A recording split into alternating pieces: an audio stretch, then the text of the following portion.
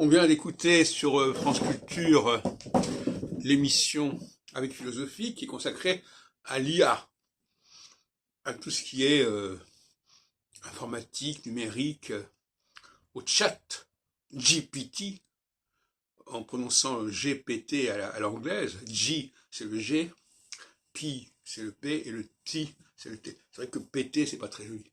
Et donc, au niveau de l'astrologie, je dirais que l'astrologie appartient à cette sphère du chat GPT. Pourquoi? Parce que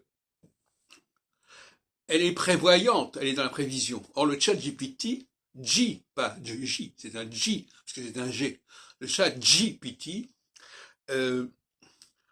est une forme de prévision, vous avez compte. Donc nous entrons dans un monde prévisionnel où nous essayons de savoir à l'avance comment les choses vont se présenter, vont se passer, etc. Et donc l'astrologie a de plus en plus sa place dans cette configuration pour les décennies qui viennent. Et en même temps, comme je l'ai dit, par ailleurs, c'est une menace pour l'emploi, c'est une évidence. Et dans une autre vidéo que j'ai faite il y a très peu de temps, je disais qu'effectivement, les phases équinoxiales sont des phases qui vont réduire l'emploi, tandis que les phases solsticiales vont les augmenter. Pourquoi? Parce qu'en phase solsticiale, la capacité de concevoir des outils décline. Et par conséquent, ça laisse plus de place aux emplois. Et en phase équinoxiale, le cerveau est à nouveau capable de produire de nouveaux outils, de nouveaux concepts qui vont menacer l'emploi. Mais je crois derrière tout ça, il faut bien comprendre que c'est la religion de l'emploi elle-même qui est problématique. On peut très bien imaginer une civilisation où les gens ne travaillent pas. Et même, bon, ils ont des loisirs, si on veut. Ils s'occupent de vivre comme ils peuvent. C'est le panem et circenses, le pain et du cirque.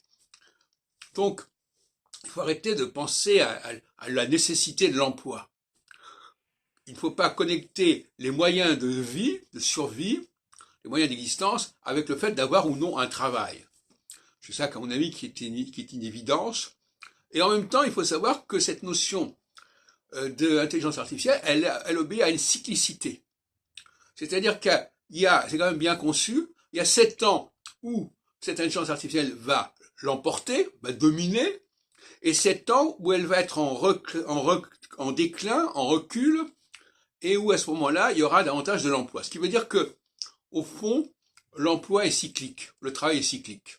Il faudra le savoir.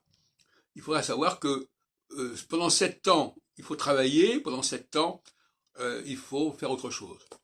On retrouve ça plus ou moins dans les évangiles, dans le Pentateuque, avec les 7 années grasses et les 7 années maigres.